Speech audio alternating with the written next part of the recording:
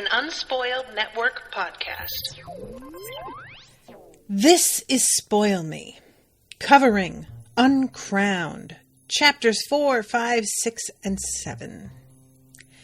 In these chapters, Lindon lets himself get beat, and then he comes back and beats the beaters in what I can only describe as a disdainful display that I really was here for. This is what I want. This is Spoil Me, covering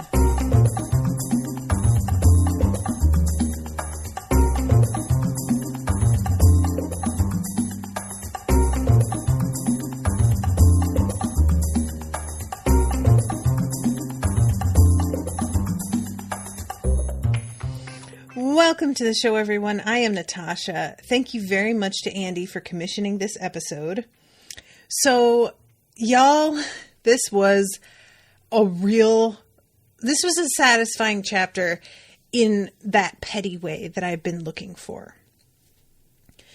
And that's not to say that Will White doesn't allow us our petty victories at other times as well, because he really does. He really does. And that's part of what I love about him.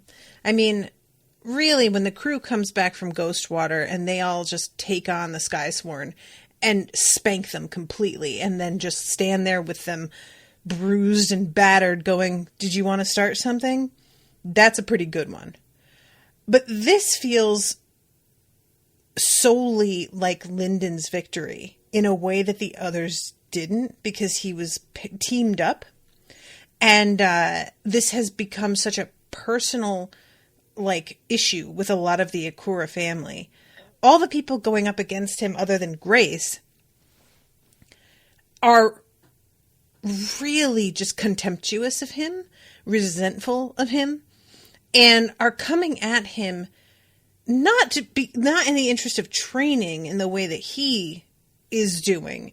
They're coming at him to make a point. They are trying to reinforce their own opinion of whether he's a good choice or not. They already don't think he is, and they enjoy being proven right. And that's really what it's all about, is coming to fight him to be proven right and to be proven his superior. And he just lets himself take it. He eats that shit. And this is one of those things that personally, I know that I need to work on. There are a lot of times where you have just got to set your ego aside regarding how you are going to proceed on a goal, something important to you. And everything about what your mind is telling you to do makes it sound like that would be the choice that's good for your reputation, good for your progress, good for XYZ. And yet, you know it's not really the way you should go. You can feel in your gut it isn't. But you let your ego tell you. This is something that I have recently struggled with a little bit with the weightlifting thing that I bring up, because it's like a training thing similar to trying to strive forward and do better. And it uses a lot of energy, and you can overexert yourself and tire yourself out. And I had a week last week that I was so sore, I could barely dress myself. My upper body was so incredibly sore. And the woman who designed the weightlifting program I've been using also has a book. And there was a paragraph about, do you push yourself too hard because your ego won't allow you to drop below the weight that you managed last week? You want to do more than the weight last week, but you have to at least do the same weight, or else you get angry at yourself and feel like, and she's like, that's ego. Sometimes you have off weeks and you need to drop the weight below what you did last, and that's fine. Even if you push through to the end on a set, you push through but felt terrible by the end and are so sore for the next 2 days that you're not looking forward to your lifts again, you ruined it for yourself. That's just you that you're punishing. I get caught up in ego really bad. And Lindon, as much as he is fighting because he doesn't want to be worthless, you would really think that ego would play into it more than it does. But he has managed to, he knows how to keep his ego at bay while still managing to keep the respect of people so that his reputation doesn't suffer in the long run, which is that's a really difficult balancing act, you know? At the moment, clearly, when this chapter starts, his reputation is in the toilet, but he's biding his time. This isn't a permanent situation. He is waiting until the time is right and he has learned what he needs to learn. And especially, a lot of us, I think, with the ego thing, we have a history of being gifted children and being able to like walk into a classroom and be at the top of the class without a whole lot of effort. And when you're used to that, it's a lot harder when you begin to try things that you're not the best at anymore. It's either you try subjects that you're not great at, or you advance to college and suddenly realize that everybody here was a gifted kid. Everybody here is a type A overachiever. You're not special here. And for many of us, that drives us to quit. We had it so easy in a lot of ways that we're just sort of like, well, fuck this then. And Lindon had the opposite experience where he struggled so badly and he learned so much from that struggle that he has learned to value that. And so he gets confronted, Siri. She hasn't done that in a while though. He gets confronted by a variety of Akura contestants and really just like I said, eats that shit. Takes one after the other in combat when he's already exhausted. He's already been burned and beaten, electrocuted. And they come at him right away again, knowing that their best friend just got out of a fight with him. And they don't care. They don't really seem to have a lot of respect for the idea that coming at him when they're fresh and he's not also gives them their advantage. They don't care about any of that.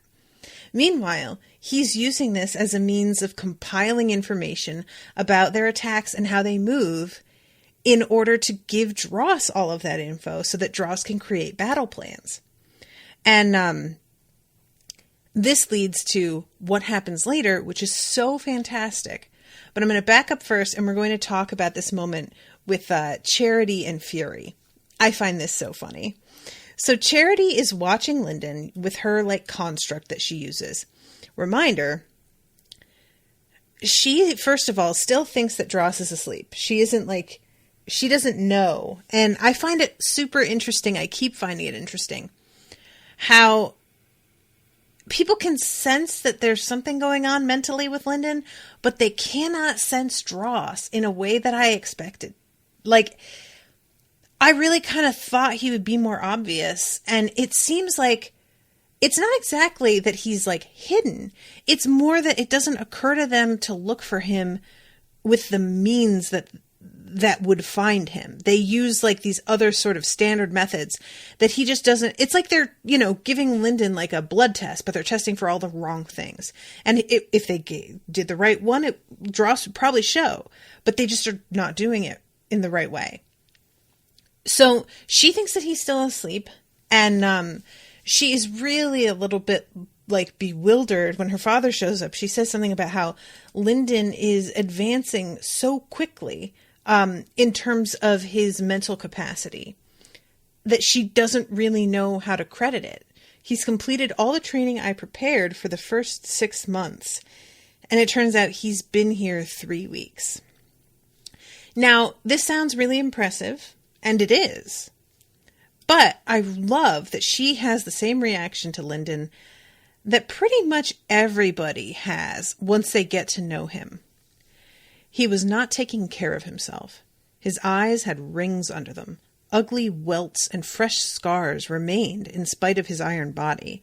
His hair was unwashed and his skin pale. Whenever he glanced up, his eyes were dull but determined, as though he'd pushed himself to stay up all night, every night. Sometime soon she would have to force him to take a break.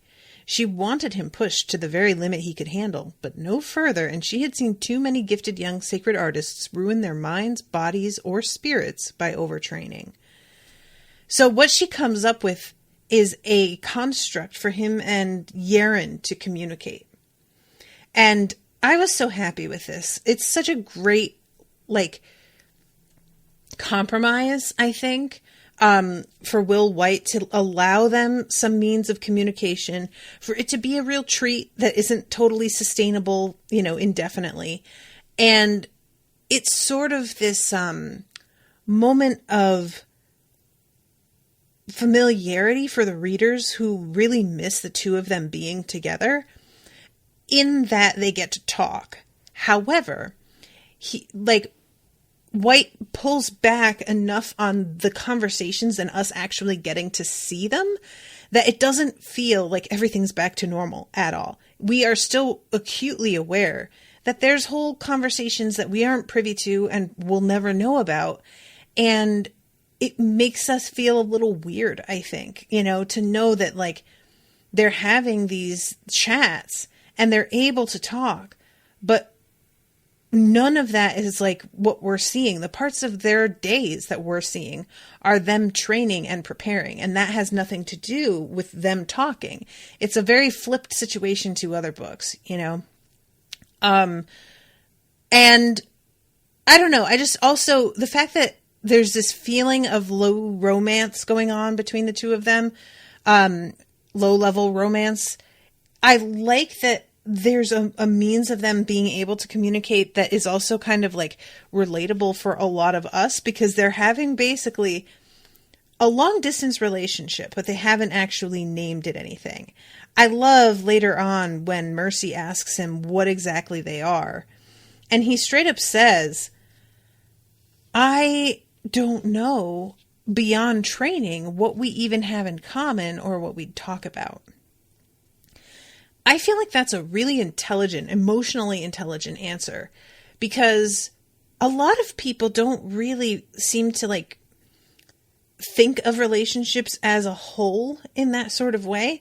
They get really into a person based on something that they have in common, and they sort of pin the whole relationship on that thing. And then they watch and see whether or not that holds up over the next however long. And a lot of times it doesn't necessarily. It's a thing that drew you together. You do enjoy it, but there's not much more between the two of you than that thing. And to be fair, they have not existed in the same space in any sort of capacity of peace. They have always been training. They have always been under threat. They have always had their lives were being threatened. Their safety was being threatened. The safety of people that they knew or loved was being threatened. And how do you know what it's like with somebody if that's all you've experienced with them? Or do you accept that's all it's ever going to be and then go into the relationship as partners more than actual you know what I mean? I just don't really... I understand his reticence, I guess is what I'm saying, which is surprising because one would really think I would just straight up ship the two of them. And to a point, I can't help but ship them. They clearly love each other. And I mean that in just a purely platonic way. They have deep trust, respect, and affection between the two of them, which is the pure foundation that you need for a really solid relationship.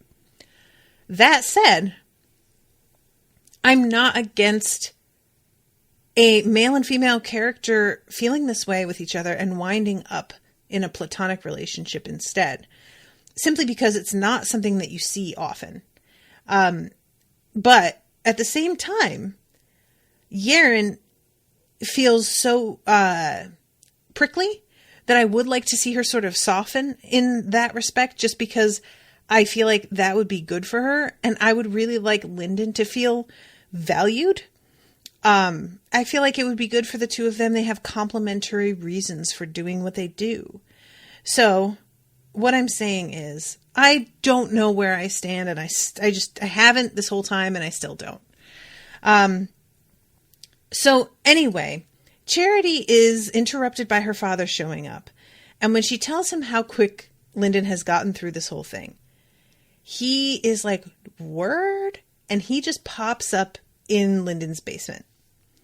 And Lindon is just terrified immediately because this guy is well known.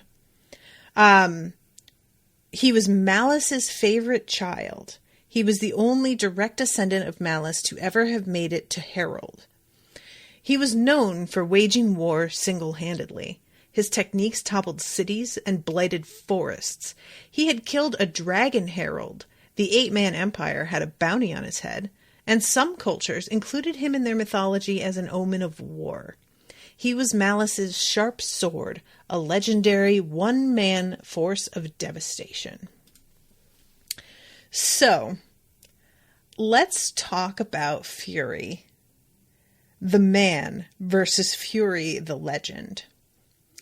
Because Fury, the man, has got a laid-back surfer dude sort of vibe to him that I can't help but think of Matthew McConaughey for some reason. And yet, he is utterly terrifying to the people around him. His abilities, his reputation, his sheer size. Charity mentions a few times that Lindon has the same, like, kind of body structure of just being really tall and broad that her father has. And, yet he has this really relaxed vibe, which it's really easy to be relaxed when you know that most people can't do shit to you. That's just like, that's one of those, that's that drip, you know, you can't help but have it when you are confident there isn't a person within a 500-mile radius that is your peer. Never mind a threat, a peer. And he is bored as fuck. That's really what's going on here. And it's part of how Charity has learned to, like, manage him.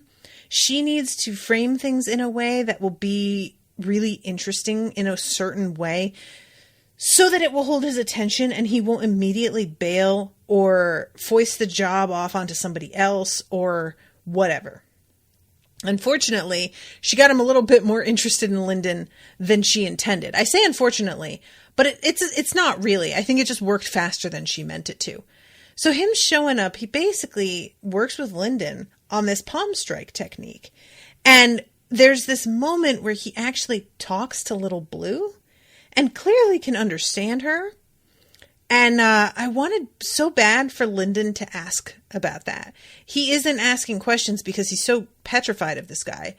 And I wanted him so bad to be like, how do you understand her? How can I learn to understand her? Because I want that to be a priority for Lindon. I know that it makes it seem like other stuff takes precedence, but Little Blue clearly has, like, she has senses that other people don't about certain things.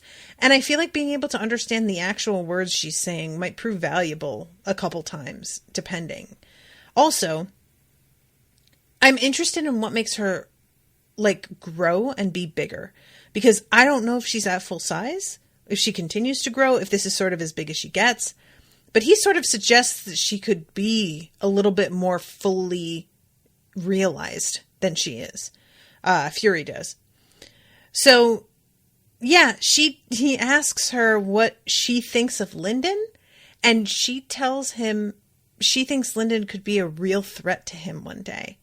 And far from being upset by this, he is delighted, excited, hopeful, and tickled by the whole thing. And laughs in this way about it. And poor Lindon, to him, the idea that she said this to a fucking herald, he wants to sink into the ground. Like, he is so, not embarrassed is the wrong word, he's terrified. You know, this seems like something that would be very offensive. So, he trains Lindon on how to do this technique. And it's honestly great to watch him engage with this kid that he is hoping to like fight himself one day, and really go for it in terms of training him adequately. Like, he's not trying to cut corners because he's afraid that Lindon's going to beat him and he doesn't want that. He's like, what's the fun if you aren't able to beat me? Of course I want you to be as good as you can. It doesn't mean anything if I win and you aren't good enough. Like, who cares? And there's a moment during which Lindon describes the expression on his face as being this like manic Eithan like expression. And I love the comparison there because the two of them do have a very similar vibe. It comes from really different places though. Eithan, he has that secret. He has that like power to him that he keeps hidden. And people underestimate him because he's an underlord, and because he hasn't advanced further, they feel like they kind of know what he's capable of, and clearly they don't. He has all kinds of, like, his cycling secret is a massive one, but there's clearly other shit going on. And so a lot of his confidence comes from the knowledge, I think, that these people could try and press him and they wouldn't like the result. And also being able to see everything at once, I'm sure gives you a level of arrogance. I mean, I think he mentioned that in like the first chapters that we met him, that being able to see everything made you sometimes a little too sure of yourself and you couldn't like fall into that trap. And so he falls back on like watching the reactions and joy and surprise of other people because he doesn't tend to get that kind of reaction from himself anymore. He's rarely surprised. With Fury, it feels much more childlike. With Eithan, he's trying to pull strings and manage things. And he enjoys the control of that. You know, he's really smug. But Fury is much more like a kid that wants to play. And he's just frustrated at the fact that he, like she says, from her perspective, that ascending to Herald is one of his life's biggest regrets because now there's nobody who's like his match to fight him anymore. And to me, him and Eithan could be great friends because I think he would really admire Eithan staying as an underlord and not advancing, but continuing to increase his ability and his power at the level he is currently. I think he would feel like that was a really wise move and would respect that. And the fact that he seems to enjoy the sacred arts for their own sake, I just feel like him and Eithan fighting one another would be pretty fun to watch, you know, I wouldn't want it to be to the death, obviously, because I like them both, but I wouldn't mind watching that. I feel like that would be a damn good fight. So anyway, yeah, he is just so much fun here. I really enjoy this. And, finally, let's see. Lindon snapped out of his concentrated trance to find Fury looming over him, red eyes blazing, shadowy hair writhing in excitement. He wore a crazed Eithan-like grin. Now that is what I like to see. Let me run you through a few more possibilities. So then we go to chapter 5, and this is Lindon taking the hits from the girl with the hammer and the pigtails, which is such a great image. And eventually, Pride comes at him again as well. And I've talked mostly about this, so I don't need to go into that more.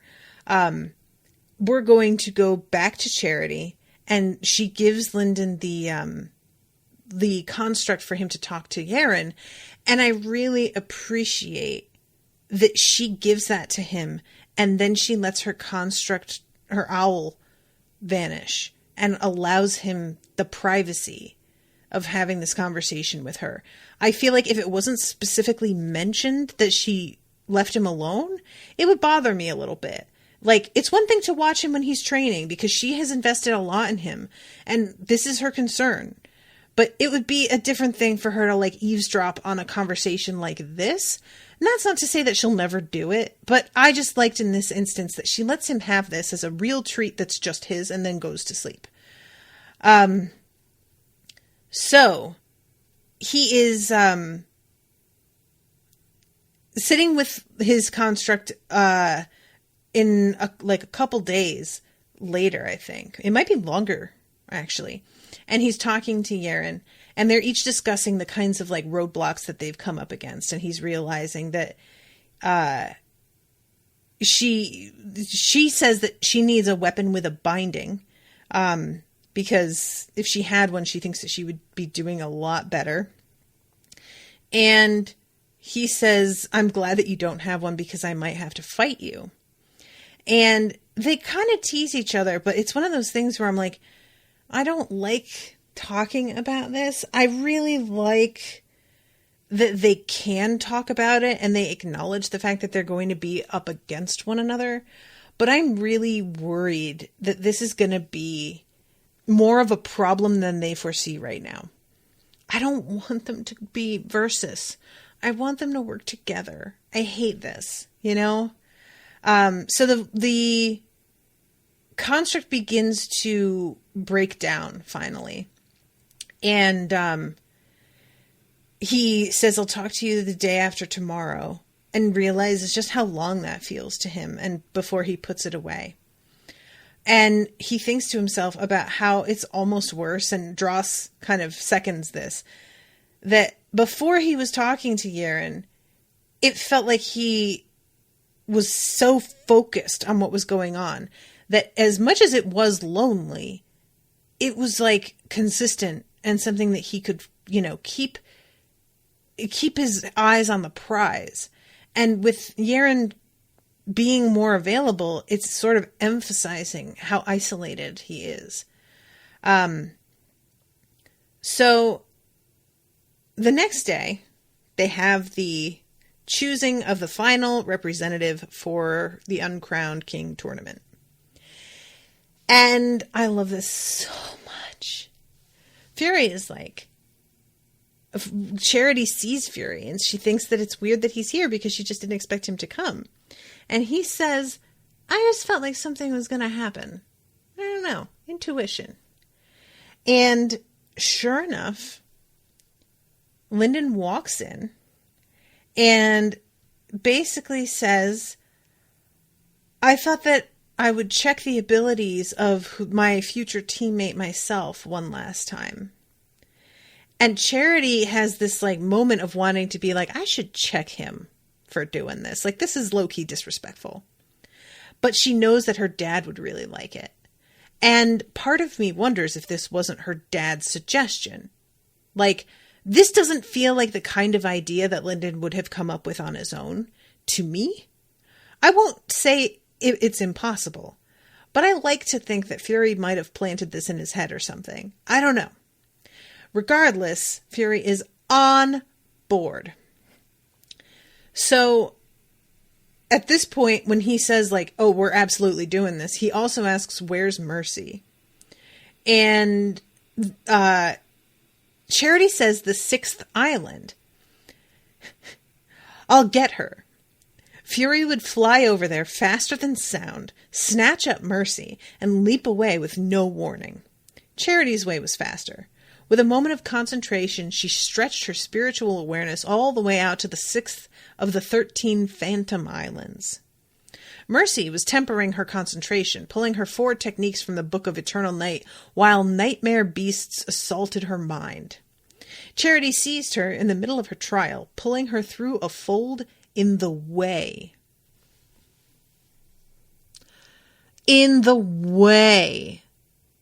Charity knows about the way? Does everybody know about the way? I didn't think that was like common knowledge. Is that a thing? It's a capital W. Also, what the fuck is Mercy up to? That sounds terrible. Teleporting so quickly and precisely was the limit of Charity's ability, and she had always been skilled with spatial transport. This feels very, very similar to what happened with the scythes, you know?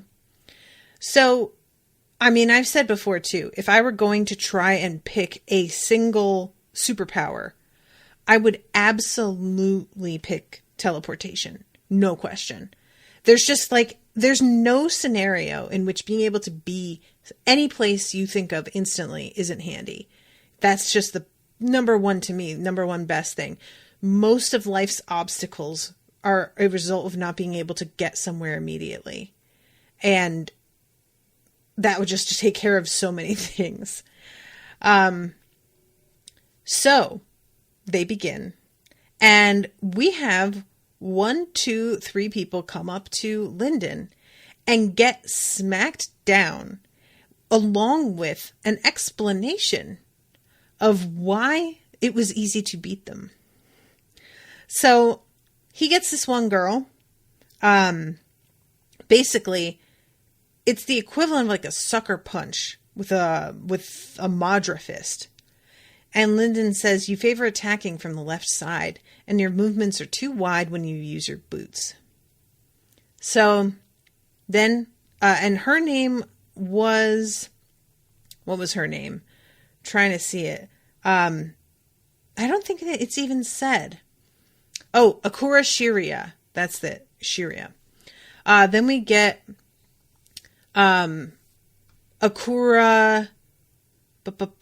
Courage. Was the young underlord with the 6 flying swords and the striker techniques. And Lindon takes him down. And Lindon just says, you're too slow to start up. He doesn't even get a shot off. Nothing. It's just boom, immediately. Then Lindon finally says, all right, look, I appreciate you letting them come at me one by one. That's not what I meant, though, when I said that I wanted to fight them. I wanted to fight them, plural. And of course, Fury is fucking thrilled and just says, go wild, kids. And it's just a fucking, everybody, all of them are so like done with Lindon and so pissed at the fact that he has been chosen. And then he came up here and schooled several people in a row. It's too much. They are so eager to go after him as a group.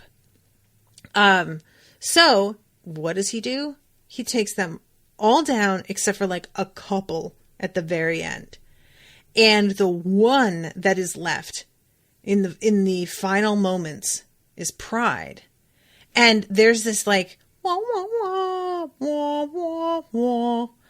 But they don't get to fight each other because it's clear since he's still standing, he's the winner. And that's what we needed to know, was who could, cut it. And he did. And that's it. And I just like really was a little hopeful about this girl, Grace. Because she is described as being very high level and also approaching training in the same way that Lindon does, where she is very focused on like what it means to train, what she's trying to accomplish. She is not here for the sake of her ego. She is trying to make herself better in substantial ways. And I enjoy that. I was hopeful that she would make it to the end, but she doesn't manage it. And the Overlord, by the way, who's like the ref for this match, is really tired by the end of this. He did not enjoy Lindon and does not like this whole fucking display. He's irritated by it. So then the moment where Lindon's like looking at Pride too, in a way, Lindon was more confident against Pride than against Grace. He had fought Pride twice and seen more of his path both times. Dross was confident that his model of the young man was at least 80% accurate. Look, 80% ain't bad, but it's certainly not everything. Like, there's a lot of room in 20% for a really dangerous surprise. So I am waiting for them to have to go head to head at some point and for it to be a little shocking. I feel there's got to be something up Pride's sleeve, and I really am excited to see it. And when Lindon realizes that Fury isn't going to let him fight Pride, he is really disappointed. Like, he had a plan on how this was going to go down. And it involved showing them that he could stand up to himself against every single one of them. And he isn't given that opportunity with Pride. And, you know, that bothers him, and it bothers me a little bit as well. I love this moment. Charity says, I suppose now we should have the actual selection tournament. I'm going to pick Grace or Pride, Fury said. He hopped down from the 30-foot tower, landing easily on the ground below, then began to walk away. Fight it out between the two of you. Best 2 of 3 matches, return to good condition in between each match. Charity's the judge. His figure blurred as he shot away. I love that, man. He is like, all right, I got to see the real show. This minutia is so fucking beyond me. Like, I just don't care. You guys do it. It's fine. It's like they're doing paperwork. And he's just like, do we have to? So, then we go to chapter 7. Lindon hadn't seen Mercy much since arriving in Moongrave, but after the Akura clan acknowledged him as a qualified participant in the Uncrowned tournament, the situation changed.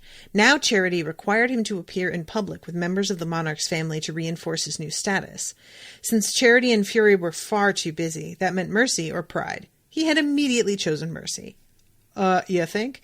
And I think that's just like, not just is that a good choice for obvious reasons on the fact that they like get along, but also there's the fact that as we see the way that Pride interacts with everybody else, pardon me while I put some eye drops in, nobody else really seems to like Pride.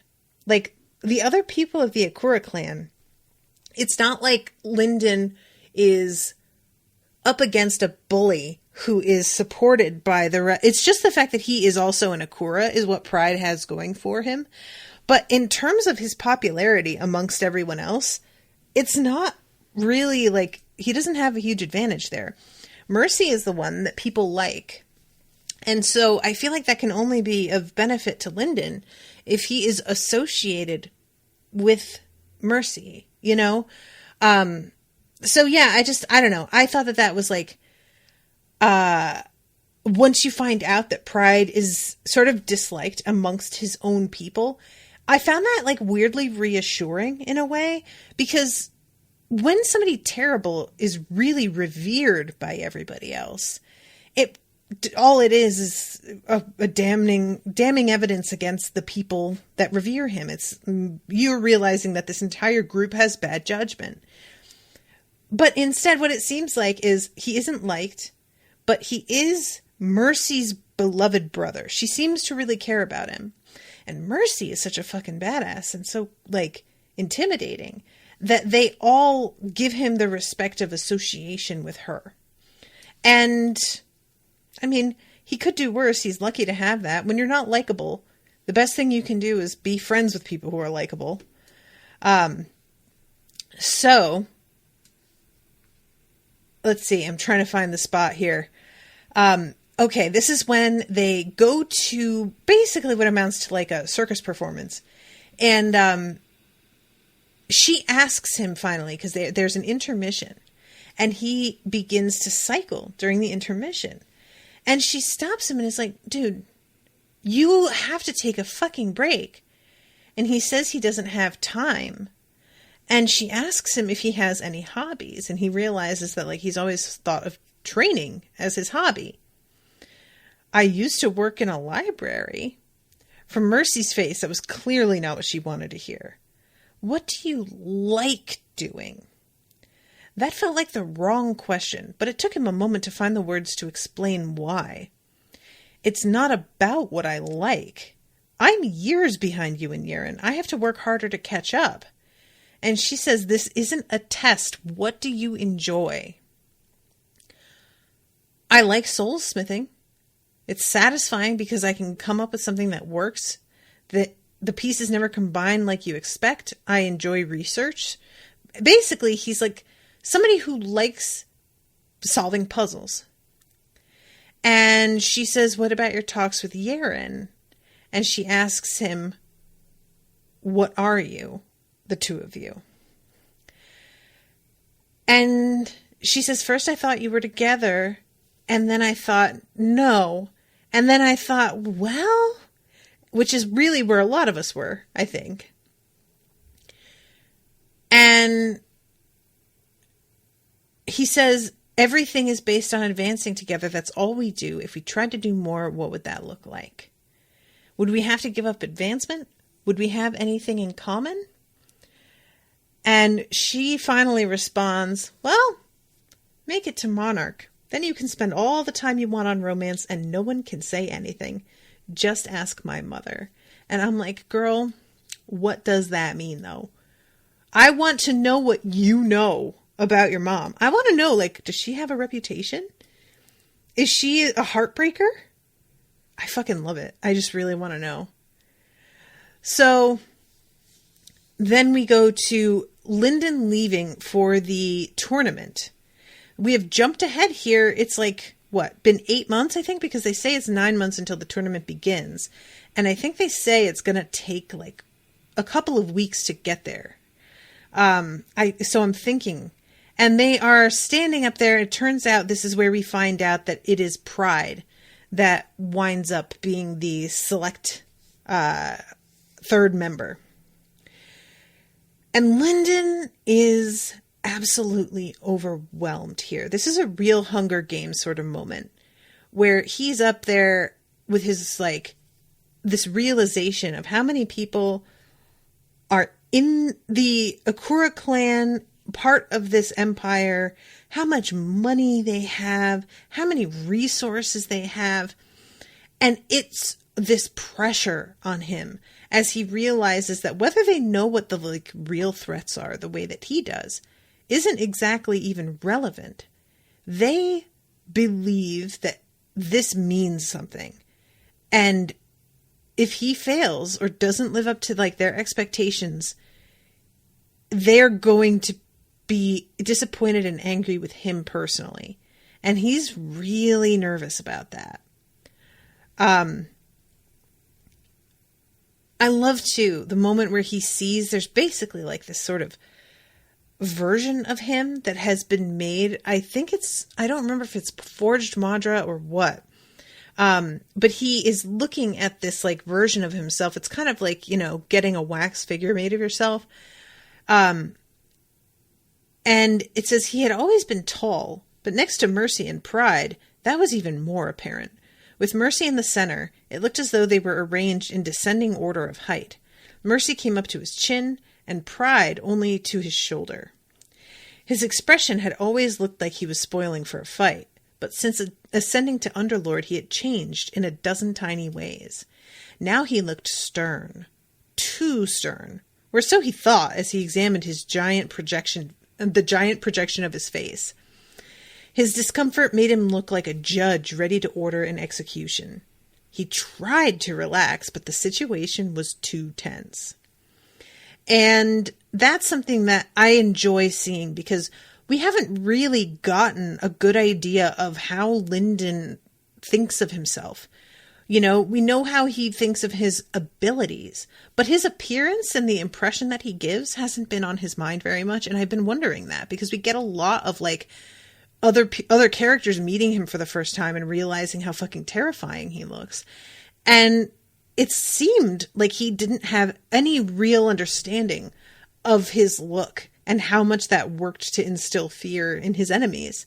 And now he's starting to like see it. And I just wonder if that's going to have any influence on the way he behaves or if it's going to matter. To a point, there's not a whole lot you can do about it, you know? Like when it comes to the impression that you give people, the only things that you can control are like what you're wearing, how groomed you are, and your posture. And that's sort of it. That's really like what your face does when it's resting. There's not much you can do to change that. Anything that you do to affect that expression is going to be, by definition, not resting. So that's sort of out of your control. And it seems like Lindon has pretty serious resting bitch face. So, you know, I mean, make it work for you, buddy. Resting bitch face plus black flame eyes, like, that seems pretty effective to me. I'm just saying. And it's interesting, the half-silver badge, which is what he gets for rising to Underlord, itches a little bit. It says, half-silver interfered with the orderly control of Madra, and while it wouldn't hurt his sacred arts unless he tried to channel Madra through it, or kept it pressed against his skin, he still wished it were made of ordinary silver instead. I am so curious about why they chose that then. Like, is there an advantage to that? And what's the next level? What does that look like? And I love... Pride wore an outfit much like his without the badge, and Lindon was somewhat relieved to know that he had found the one person with a less friendly face than his own. Pride stood as though he were looking down his nose at the world, but his perpetual glare made him look like he needed a good punch. I love it. I just keep picturing Malfoy, like a dark-haired Malfoy. I guess maybe like a Tom Riddle-ish type. And yeah, that's a very punchable sort of face. Mercy, meanwhile, is just having a great time. Because why wouldn't she? Again, she's got sort of the Fury thing going on, where she knows that she's like really advanced and doesn't have a whole lot to worry about, and she can just be chill in this way that clearly her brother struggled to get here in a way that she didn't. So it's different. And Lindon is really aware of the fact that despite the, assertions they're all in this together, his eyes are black versus their eyes being that like purple. And he just feels like an outsider here. So let's see. So Charity speaks, and this is when he really begins to feel the pressure of the thing. When the cheers began to fade, a sleek black cloud ship slipped in from overhead. Its design made it look small, though it dwarfed even the Black Flame Emperor's ship. And he's getting on and he says, "Are we finished now? Is it over?" And Pride says, "Learn patience." And Mercy rolls her eyes at him. And I just really want to see, clearly, Pride has changed. I have a hard time believing Mercy would love Pride the way she does if he acted like this before she left. Now, I may be wrong. She may just see the best in him. People do that all the time. But I like to think that she's like, what the fuck happened to you, dude? And that we're finally going to get to see that moment of her just being like, what is the matter with you? Because clearly he feels a way about her having left. And he really feels a way about the fact that this interloper is like her friend. And I want to see what the hell happens here. And Mercy tells them it usually takes 8 months to reach the center of the 9-cloud continent. They sent us a construct to ensure we reach our destination in 6 weeks. Okay, so it's longer than a month even. And when Lindon perks up and says 9-cloud, Pride sneers. The tournament is hosted by the 9-cloud court. I suppose you've never heard of them. Lindon gave Pride a smile that made the shorter man ball up his fists. It so happens that I have. And then we go to Yerin. And she is on a cloud ship that is also heading to the 9-cloud court. And they are training again. And she is trying to send her perception out. And there's this wonderful moment. She heard nothing, but she felt him for an instant, a faint whisper of danger in her spirit. Her sword came up, ringing with her ruler technique, and the air was sliced apart by dozens of invisible blades. Many of the crew stopped in their tracks, and Narusea's spirit quivered in surprise, but Yerin ignored them and tore off her blindfold. Eithan stood before her, frozen in mid-lunge, eyes wide.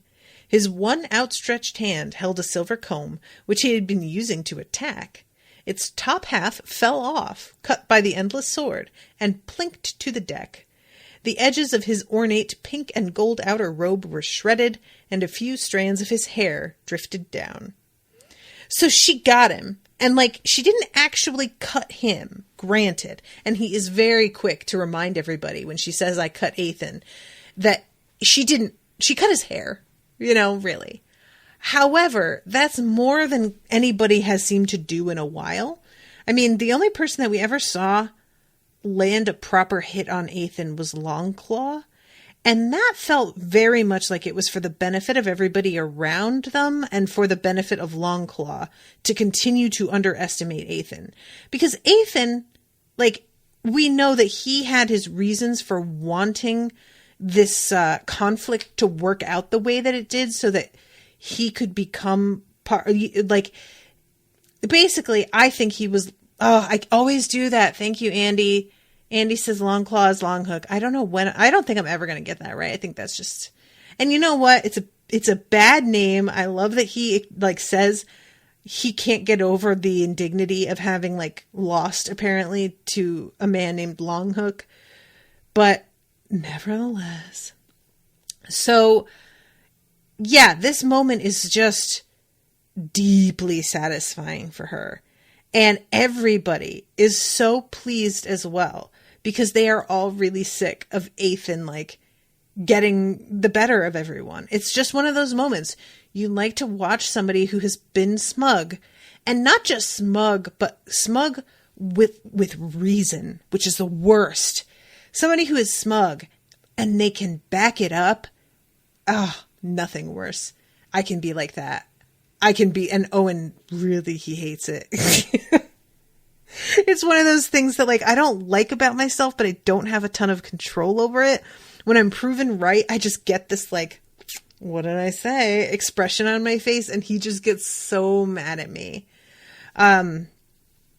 So anyway, I'm trying to find the spot. Oh, here it is. She tries to use the construct to talk to Lindon again, and they just do not have a good connection. She's able to get across to him that she cut Eithan, but that's like about it. And she's really a little bit disappointed by that. She wants to share this with him, and she tries to comfort herself with the fact that she and Lindon are going to see each other in just a week. So she's trying to like make it work. It's basically like your cell phone battery dying, you know? And at this point, Narusea and Eithan begin their training against one another. And Yerin is standing off to the side, and she decides to try and extend her awareness and perception out in the way that Eithan has been teaching her over the two of them and everything surrounding for practice. And she's doing this, and I love, this is really interesting, and I feel like, you know, is pointing to something more coming later. Let's see. Extending her perception over the both of them, she could sense the changes in their spirit much more clearly and quickly than before. Those small shifts gave her a sense of what would happen a moment in advance. She continued thinking about it as their cloud ship touched down. It felt similar to how her spirit sometimes warned her in moments of danger, as she sensed signs of approaching hostility that her conscious mind was not yet aware of. That was the ability she was training. But there was another layer to it, one she was just beginning to touch. Sometimes her spirit warned her of danger before she could have sensed anything. What was it feeling? Her mind returned to the construct that allowed her to speak with Lindon. She could track the shadow and dream mantra as they twisted into one another, but they were held in place by something else. There should be a third element there, but she felt nothing. It was a vague concept, and as she wondered about it, she extended her perception around her. Beyond Eithan and Sea's fight, she stretched it into the trees that now rose over their cloud ship. The aura was rich here, and she felt the power of the wind as it played through the leaves. A storm gathered overhead, but fire aura had gathered within it, so it was going to be a bad aura storm. Is this the way? Is that what she's sensing? I feel like it's like, because life mantra is very specific. It's more than that. It feels like what one would call God, I feel like the way is sort of like the force, you know? And I kind of wonder if that's what it is, but I don't know. I don't really know how that would work. So at this moment, as she's practicing, she suddenly feels danger, and she like screams this warning and turns just in time to see this gold dragon coming at them. And it had a veil over itself and was completely like hidden. And it comes at them and asks where the black flame is. And it's clear like they don't have, like, the dragon can scan everybody on this this flying cloud and tell that he's not there, but that doesn't mean it's going to go away. And before it even asks, it also uses the path of flowing flame, the gold dragon's breath. And while they find some ways to redirect that flame, it is not fast enough or successful enough to keep it from hitting their cloud ship. And that shit, just basically, a bunch of the staff, we find out, just jump overboard, which I hope they're okay. I don't know how high off the ground something like this travels, but seriously, guys, just like be careful. And it also releases a bunch of the energy from the construct that the Nine Cloud Kingdom sent them in order to get them to the tournament on time. So it looks like they're not going to get there within the deadline. And I'm really curious how, because I have no doubt that they will somehow, but I don't know how they'll do it. Like, what I really want is for Charity to just like fucking transport them. But I don't know. Does it matter if the rest of their staff aren't with them? Like when I'm thinking about the Akura clan has just hundreds of people coming with them, you know? Does it matter if the Black Flame Empire has all their people? Or do we just need our three heroes here? I don't know. I love when the dragon asks, where's the Black Flame? And Yerin says he's dead, choked on his soup. What a weird response. I kind of wish she had taken a leaf out of Mercy's book and just yelled, no!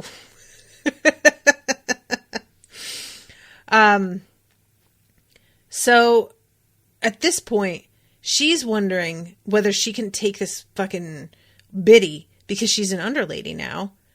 And she asks Seiya to like give her a boost. And Seiya's like, girl, are you serious?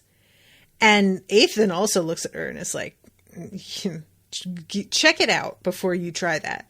And when she does, she's overwhelmed at how powerful this bitch is. Like, by herself, there's no chance. Whether they're on the same level, technically, does not matter. They really aren't.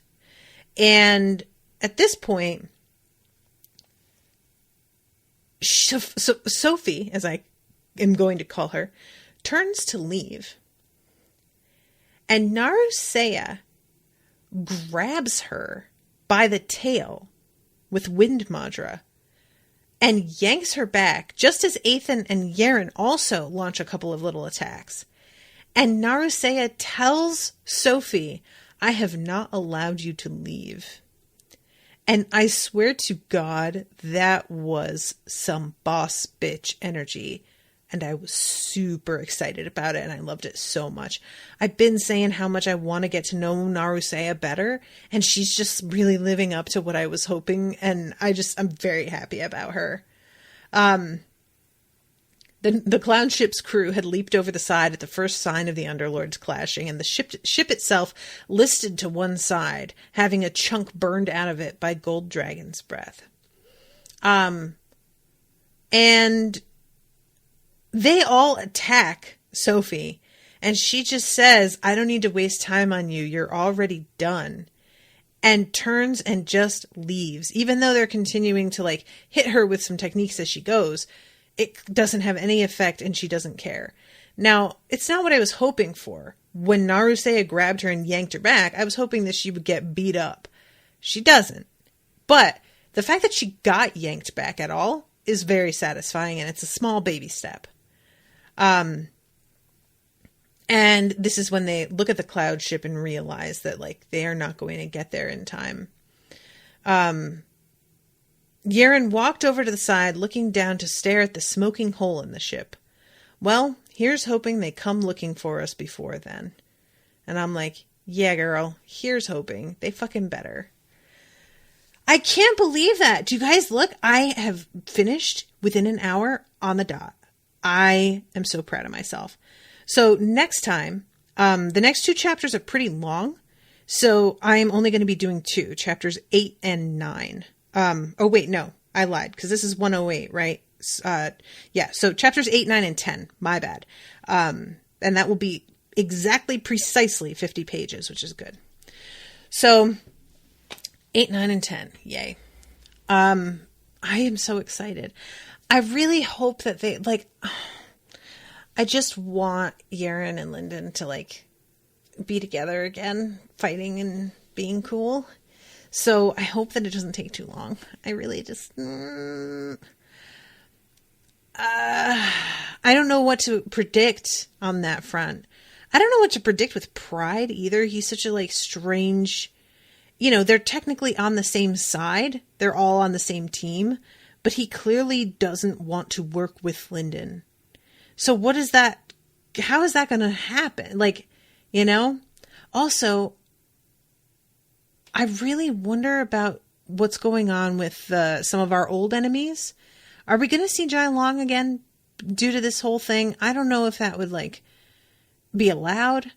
Are we going to see Mira and Daji? And I'm trying to think if there was another one. I feel like there was one other person that I was curious about. But yeah, I'm just, I'm excited for this whole competition and nervous about our friends competing against one another. So I guess we'll see how that goes. Thank you again very much, Andy, for commissioning this. It's been a lot of fun. I hope you guys are enjoying the coverage. And I will be seeing you all again soon on Friday with a new episode. Until then, toodaloo, motherfuckers.